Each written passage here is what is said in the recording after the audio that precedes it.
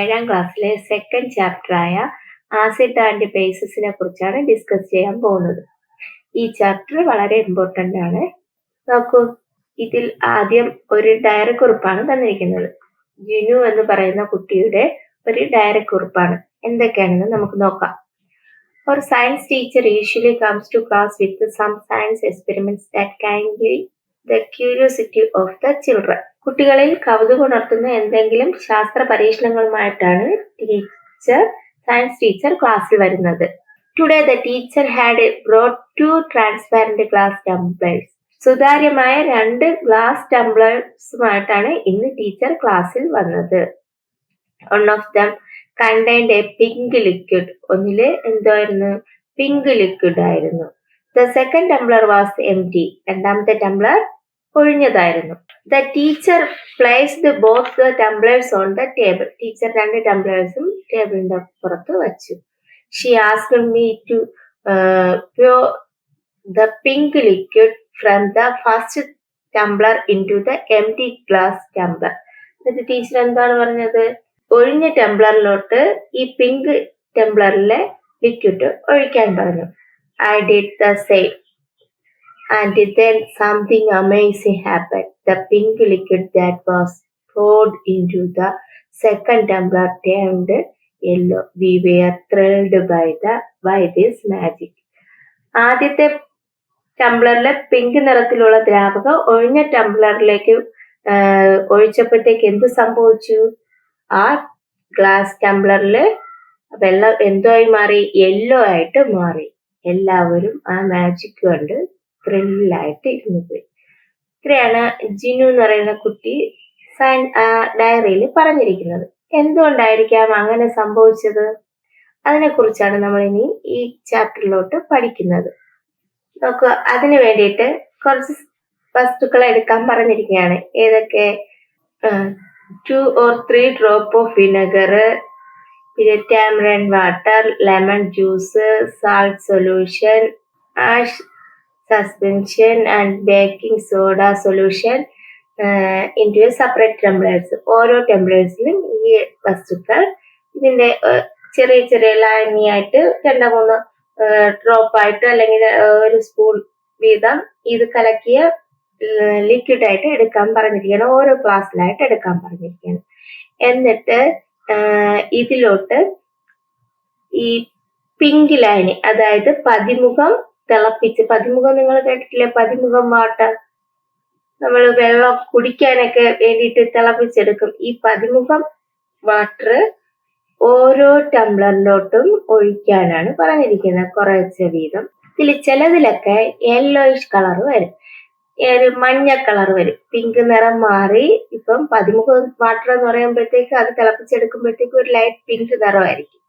അത് മാറി എന്തോന്നോ കളറായിട്ട് വരും, യെല്ലോ കളറായിട്ട് വരും.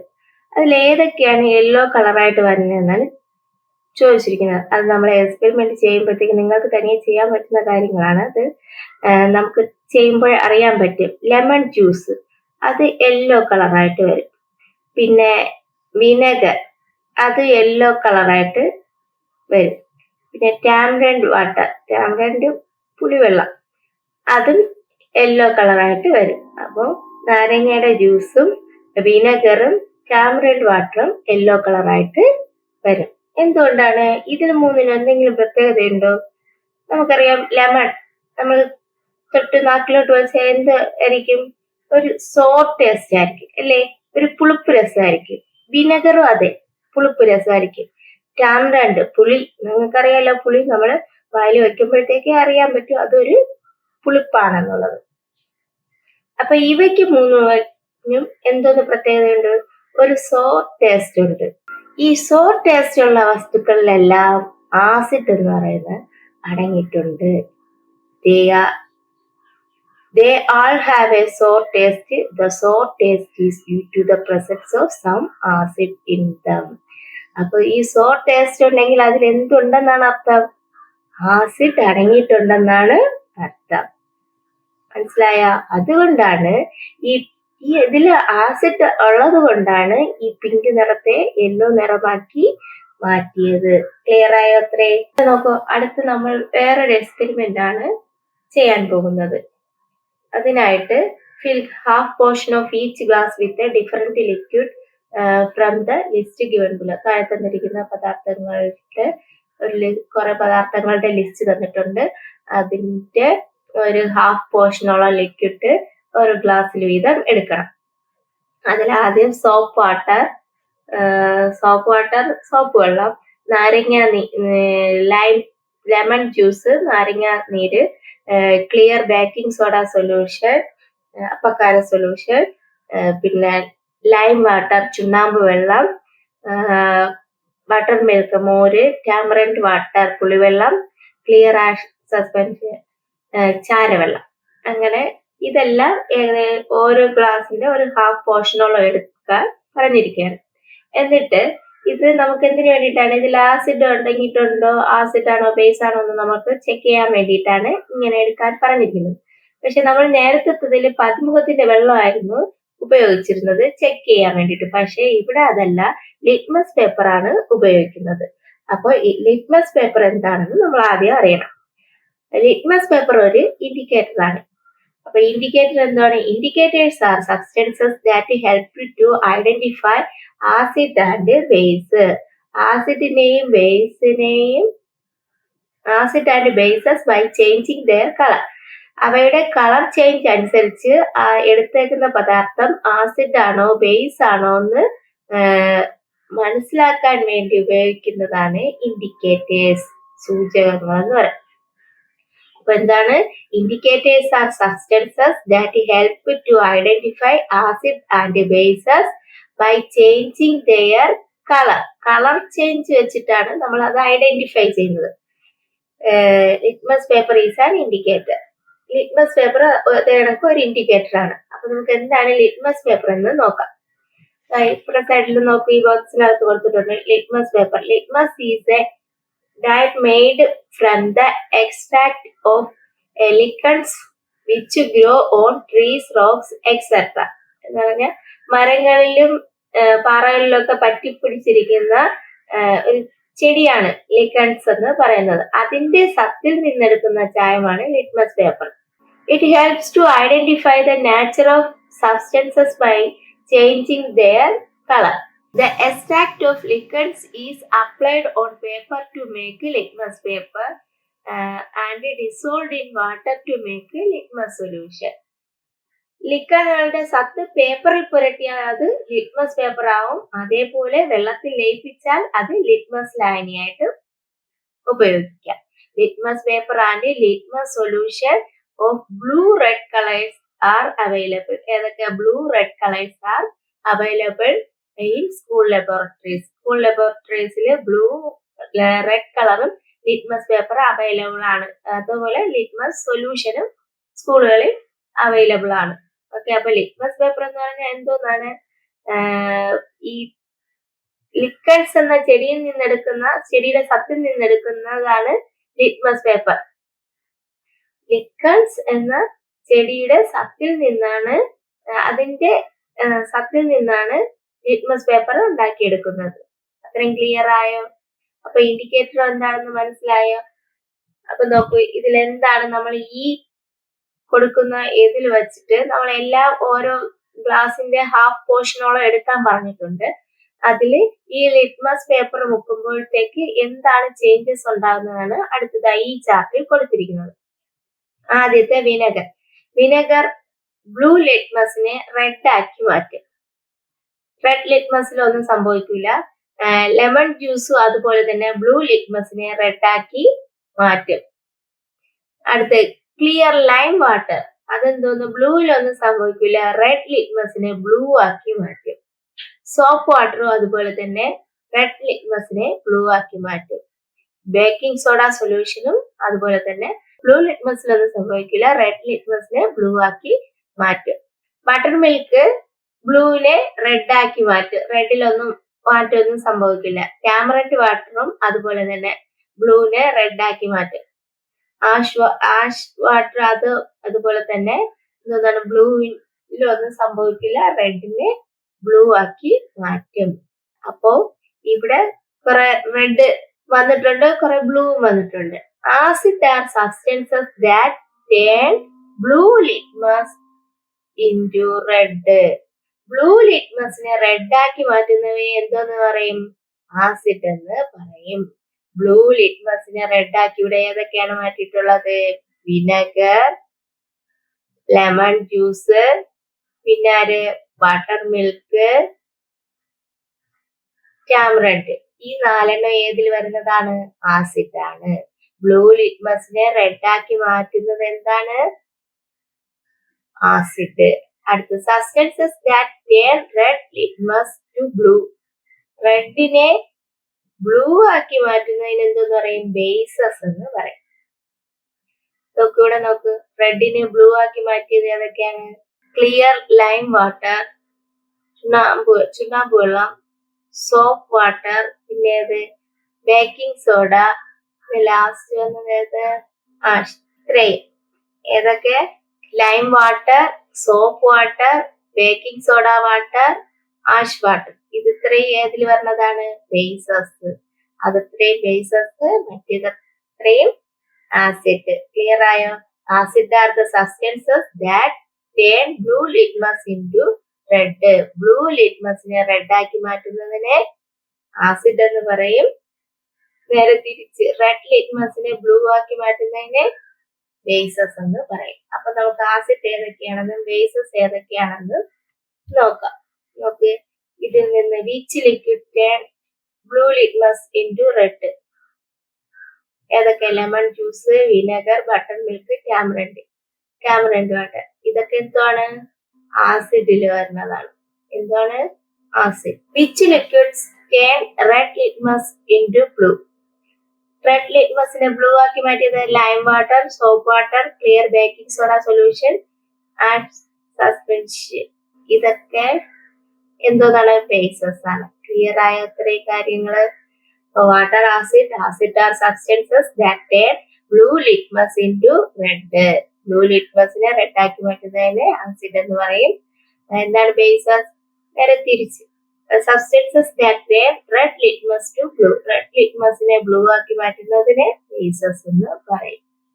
മനസ്സിലായോ? നോക്കൂ, അടുത്തത് ആൾട്ടർനേറ്റീവ് ഫോർ ലിറ്റ്മസ്. ലിറ്റ്മസിന് ഒരു പകരക്കാരൻ. ഇവിടെ നമ്മൾ നോക്കാൻ പോകുന്നത്, നമുക്കിപ്പോ വീട്ടിൽ പെട്ടെന്ന് ലിറ്റ്മസ് പേപ്പർ കിട്ടണമെന്നില്ല. അതിനായി നമ്മുടെ വീട്ടിലുള്ള വസ്തുക്കൾ ഉപയോഗിച്ച് നമുക്കൊരു ലിറ്റ്മസ് പേപ്പർ നിർമ്മിക്കാൻ പറ്റുമോ എന്ന് നോക്കാം. ആസിഡ് ഏതാണെന്നും ബേസ് ഏതൊക്കെയാണെന്നും നോക്കാൻ വേണ്ടിയാണ് നമ്മൾ ഇതുപോലെ ലിറ്റ്മസ് പേപ്പർ ഉപയോഗിക്കുന്നത്. അതറിയാലോ. അതിനായിട്ട് നമ്മൾ എന്ത് ചെയ്യണം? എല്ലാത്ത വീടുകളിലും ചെമ്പരത്തി കാണും അല്ലെ? ഹിബിസ്കസ് ഉപയോഗിച്ച് ഒരു ഹിബിസ്കസ് പേപ്പർ, അതായത് ചെമ്പരത്തി പൂ വെച്ചിട്ട് നമ്മൾ ഒരു ലിറ്റ്മസ് പേപ്പർ ഉണ്ടാക്കാം. എങ്ങനെയെന്ന് വെച്ചാൽ, ഒരു പേപ്പർ എടുക്കുക, ഒരു വൈറ്റ് പേപ്പർ എടുക്കുക, അതിന്റെ 2 സൈഡ് ചെമ്പരത്തി പൂ കൊണ്ട് നല്ലോണം റബ്ബ് ചെയ്യുക. എല്ലാ സ്പേസും ഫില്ലാകത്തക്ക രീതിയിൽ നല്ലോണം റബ്ബ് ചെയ്യുക. റബ്ബ് ചെയ്തെടുക്കുമ്പോഴത്തേക്ക് അതൊരു ബ്ലൂ കളർ ആയിട്ടായിരിക്കും വരുന്നത്. ബ്ലൂ കളർ എന്തോന്ന് തിരിച്ചറിയാൻ വേണ്ടിയിട്ട് നമ്മൾ ഉപയോഗിക്കും? ബ്ലൂ ലിറ്റ്മസ് പേപ്പർ എന്തോന്നിന് വേണ്ടിയിട്ടാണ്? ആസിഡിനെ തിരിച്ചറിയാൻ വേണ്ടിയിട്ടാണ് ഉപയോഗിക്കുന്നത്. അപ്പോൾ ഈ ബ്ലൂ കളർ ആയിട്ട് വരുന്ന ലിറ്റ്മസിനെ നമുക്ക് ഇഷ്ടമുള്ള രീതിയിൽ കട്ട് ചെയ്ത് ഉപയോഗിക്കാം. ഇപ്പൊ ഈ ബ്ലൂ കളർ ആസിഡിനെ മാത്രമല്ലേ തിരിച്ചറിയാൻ പറ്റുള്ളൂ. ഇനി ബേസിനെ തിരിച്ചറിയണമെങ്കിൽ റെഡ് കളർ വേണ്ടേ? അപ്പൊ നമുക്ക് ഈ ബ്ലൂ ഹിബിസ്കസ് പേപ്പറിനെ തന്നെ നമുക്ക് റെഡ് ആക്കി മാറ്റാം. അതിലേതെങ്കിലും ഒരു ആസിഡ് ഉള്ള വസ്തു റബ്ബ് ചെയ്താൽ മതി. ഇപ്പൊ നാരങ്ങ നീര് വെച്ച് തന്നെ നമുക്ക് ഈ പേപ്പറിൽ റബ്ബ് ചെയ്താൽ അതൊരു റെഡ് കളർ പേപ്പർ ആയിട്ട് മാറും. അപ്പൊ നമുക്ക് ബേസസിനെയും തിരിച്ചറിയാം. അപ്പൊ എളുപ്പമല്ലേ? നിങ്ങൾ ഇത് ചെയ്ത് നോക്കണം. ഈ ഒരു എക്സ്പെരിമെന്റ് നമുക്ക് വീട്ടിൽ ചെയ്ത് നോക്കി നമുക്ക് കണ്ടുപിടിക്കാവുന്നതേ ഉള്ളൂ. അപ്പൊ അങ്ങനെ ഹിബിസ്കസ് പേപ്പർ ഒരു ഇൻഡിക്കേറ്റർ ആയിട്ട് മാറി. അപ്പൊ ഇൻഡിക്കേറ്റേഴ്സ് എന്ന് പറഞ്ഞാൽ എന്തോന്നാണ്? Indicators are substances that help identify acid and bases by changing their colour. Colour changes വഴി ആസിഡ് ആണോ ബേസ് ആണോ എന്ന് അറിയാൻ വേണ്ടി ഉപയോഗിക്കുന്നവയാണ് ഇൻഡിക്കേറ്റേഴ്സ്, സൂചകങ്ങൾ എന്ന് പറയുന്നത്. ലിറ്റ്മസ് പേപ്പർ ഒരു ഇൻഡിക്കേറ്റേഴ്സ് ആണ്. ഈ കാര്യമാണ് ഇവിടെ പറഞ്ഞിരിക്കുന്നത്. നമ്മൾ ചെമ്പരത്തി പൂവിന്റെ red hibiscus flower thoroughly on both sides of a white paper. What is the color of the paper now? This paper can be dried and cut into strips. ഇത് നല്ലോണം ഉരച്ച് വറുത്തതിന് ശേഷം അത് നല്ലോണം ഉണങ്ങാൻ വെക്കണം. ഉണങ്ങാൻ വെച്ചതിന് ശേഷം നമുക്ക് ചെറിയ ചെറിയ സ്ട്രിപ്പുകളായിട്ട് കട്ട് ചെയ്ത് എടുത്ത് ഉപയോഗിക്കാവുന്നതാണ്. അപ്പൊ ബ്ലൂ ലിറ്റ്മസ് പേപ്പറും റെഡ് ലിറ്റ്മസ് പേപ്പറും ചെമ്പരത്തിപ്പൂലും ഉണ്ടാക്കുന്നത് എങ്ങനെയാണെന്ന് നിങ്ങൾക്ക് മനസ്സിലായല്ലോ അല്ലേ? നിങ്ങൾ ചെയ്ത് നോക്കണേ. നമുക്ക് അടുത്ത് പഠിക്കാനുള്ളത് ലബോറട്ടറി ഇൻഡിക്കേറ്റേഴ്സിനാണ്. നമ്മൾ കുറെ ഇൻഡിക്കേറ്റേഴ്സ് അല്ലാതെ പഠിച്ചായിരുന്നു അല്ലെ? പതിമുഖ വെള്ളം, ഹിബിസ്കസ് പേപ്പർ, ലിറ്റ്മസ് പേപ്പർ, അതൊക്കെ ഇൻഡിക്കേറ്റേഴ്സ് ആണ്. എന്നാൽ ലബോറട്ടറികളിൽ കൂടുതലായിട്ട് ഉപയോഗിക്കുന്നത് ഫിനോഫ്തലിനും മീഥൈൽ ഓറഞ്ചും ആണ്. അതിൽ രണ്ടിന്റെ പിക്ചർ കണ്ടോ? ഫിനോഫ്തലിനും methyl orange, orange colour methyl orange. നമ്മൾ നേരത്തെ തന്ന അതേ പദാർത്ഥങ്ങൾ കുറെ തന്നിട്ടുണ്ട്. ഇത് നമുക്ക് ഫിനോഫ്തലിനും മീഥൈൽ ഓറഞ്ചും ഉപയോഗിക്കുമ്പോൾ ഉണ്ടാകുന്ന ചേഞ്ചസ് എഴുതാൻ പറഞ്ഞിരിക്കുകയാണ്. ആദ്യത്തെ വിനെഗർ എടുക്കുമ്പോഴത്തേക്ക് ഫിനോഫ്തലിൻ ആഡ് ചെയ്യുമ്പോഴത്തേക്ക് അതിൽ കളർ ചേഞ്ചസ് ഒന്നും ഉണ്ടാകുന്നില്ല, നോ കളർ. എന്നാൽ ഇപ്പുറം വരുമ്പോൾ മീഥൈൽ ഓറഞ്ച് വരുമ്പോഴത്തേക്ക് ഒരു ലൈറ്റ് റെഡ് കളറോ ലൈറ്റ് പിങ്ക് കളറോ വരാം. അടുത്ത ക്ലിയർ ലൈം വാട്ടർ എടുക്കുമ്പോഴത്തേക്ക് ഫിനോഫ്തലിൻ ഒഴിക്കുമ്പോഴത്തേക്ക് പിങ്ക് കളർ ഉണ്ടാകുന്നുണ്ട്. മീഥൈൽ ഓറഞ്ച് ഒഴിക്കുമ്പോഴത്തേക്ക് ഒരു ലൈറ്റ് യെല്ലോ കളറാണ് ഉണ്ടാകുന്നത്. ലെമൺ ജ്യൂസ് എടുക്കുമ്പോഴത്തേക്ക് ഫിനോഫ്തലിന് കളർ ചേഞ്ചസ് ഒന്നും ഉണ്ടാകുന്നില്ല. മീഥൈൽ ഓറഞ്ചിൽ ഒരു ലൈറ്റ് റെഡ് കളർ ഉണ്ടാകുന്നുണ്ട്.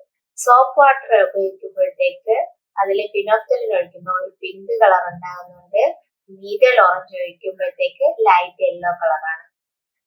ക്ലിയർ ബേക്കിംഗ് സോഡ സൊല്യൂഷനിലെ ഫിനോഫ്തലിൻ ഒഴിക്കുമ്പോഴത്തേക്ക് ഒരു പിങ്ക് കളർ ഉണ്ടാകുന്നുണ്ട്. മീഥൈൽ ഓറഞ്ചിൽ ഒരു ലൈറ്റ് യെല്ലോ കളറാണ് ഉണ്ടാകുന്നത്. അപ്പോൾ ഫിനോഫ്തലിൻ ഒഴിച്ചപ്പോഴത്തേക്ക് ഏതിലൊക്കെയാണ് കളർ ചേഞ്ചസ് ഉണ്ടായത്? ക്ലിയർ ലൈം വാട്ടർ, പിന്നെ soap water, baking soda solution, ഇതിൽ മൂന്നെണ്ണത്തിലാണ് കളർ ചേഞ്ചസ് ഉണ്ടായത്. ഇത് മൂന്നും നമുക്കറിയാം എന്താണ്? ബേസസ് ആണ്. അതെല്ലാം ബേസസിന് അപ്പൊ ബേസസിന്റെ ഇൻഡിക്കേറ്റേഴ്സ് ആയിട്ട് ഉപയോഗിക്കുന്നത് ഏതാണ്? ഫിനോഫ്തലിൻ. ഇപ്പുറം നോക്കൂ, മീഥൈൽ ഓറഞ്ച് ഒഴിച്ചപ്പോഴത്തേക്ക് ഏതിലൊക്കെ? വിനെഗറിൽ ഒരു ലൈറ്റ് റെഡ് കളർ വന്നിട്ടുണ്ടായിരുന്നു. പിന്നെ ലെമൺ ജ്യൂസിലും വന്നിട്ടുണ്ടായിരുന്നു. അത് നമ്മൾക്ക് അറിയാതെ ആസിഡാണ്. അപ്പൊ ഒരു ലൈറ്റ് കളർ ആയിട്ട് വന്നു. അപ്പൊ ആസിഡിന്റെ ഇൻഡിക്കേറ്റേഴ്സ് ആയിട്ട് ഉപയോഗിക്കുന്ന ഏതാണ്? Methyl orange. ക്ലിയർ ആയോ? ആസിഡിന്റെ ഇൻഡിക്കേറ്റേഴ്സ് ആയിട്ട് മീഥൈൽ ഓറഞ്ച് ഉപയോഗിക്കുന്നു. ബേസിന്റെ ഇൻഡിക്കേറ്റേഴ്സ് ആയിട്ട് ഫിനോഫ്തലിൻ ഉപയോഗിക്കുന്നു. അപ്പൊ ഇവിടെ which substances can be used as the indicators of acid? ഏതാണ് ആസിഡിൻ്റെത്? Methyl orange. ആസിഡിന്റെ ഇൻഡിക്കേറ്റേഴ്സ് ആയിട്ട് ഉപയോഗിക്കുന്നത് methyl orange. Which substances can be used as indicators of bases? ബേസസിൽ ഏതാണ്? ഫിനോഫ്തലിൻ. ഫിനോഫ്തലിൻ ബേസസിന്റെ ഇൻഡിക്കേറ്റേഴ്സ് ആയിട്ട് ഉപയോഗിക്കുന്നു. ഓക്കെ, ക്ലിയർ ആയോ? അടുത്ത, ആൾ ആസിഡ്സ് ഹാവ് സോർ ടേസ്റ്റ്. എല്ലാ ആസിഡിനും ഒരു പുളിപ്പ് രസം ഉണ്ടാവും. ആൾ ബേസസ് ഹാവ് ആൽക്കലൈൻ ടേസ്റ്റ്. എല്ലാ ബേസസിനും ഒരു ആൽക്കലൈൻ, ഒരു ചവർപ്പ് പോലെ കാരത്തിന്റെ ഒരു ടേസ്റ്റ് അങ്ങനെ ഉണ്ടാവും. അപ്പൊ all acid have sour taste, all bases have alkaline taste. Clear ആയോ ഇത്രയും? അപ്പോ ഇന്നത്തെ ക്ലാസ് ഇവിടെ കംപ്ലീറ്റ് ആവുകയാണ്. ഇതിന്റെ ബാക്കി നമുക്ക് അടുത്തൊരു വീഡിയോയിലൂടെ കാണാം. Thank you.